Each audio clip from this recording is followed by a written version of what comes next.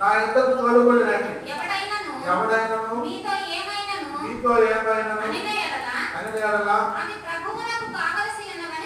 అది ప్రభువునకు కావలసినవని చెప్పగా వెంటనే అతడు వాటిని తోలిపెట్టునని చెప్పి వారిని పంపాడు. ప్రవక్త వలన చెప్పబడినది నెరవేరినట్లు ఇది జరిగింది. అదేమనగా ఇదిగో నీ రాజు సాత్వికుడై గాడిదను భారవాహక పశువు పిల్ల చిన్న గాడిదను ఎక్కి నీ యొద్దకు వచ్చుచున్నాడని సీయోను కుమారుతో చెప్పుడి అన్నది.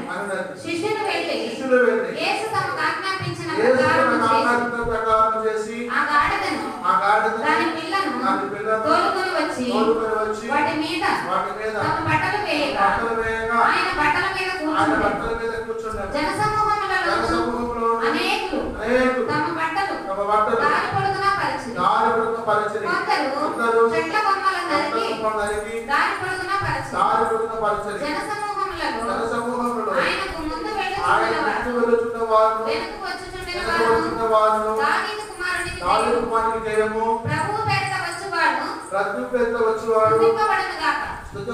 సర్వోన్నతమైన స్థలములలో జయము స్తోత్రం. హల్లెలూయా. దావీదు కుమారునికి జయం అంటే హోసన్నా. మూల భాషలో హోసన్నకు జయం. హోసన్న కింద ఫుట్నోట్ ఉంచుకోండి. హోసన్నా అని రాయబడి. కాబట్టి ఇక్కడ యేసు ప్రభువు వారి యొక్క పరిచర్య కాలంలో ఆయన యెరూషలేముకు సమీపించాడు.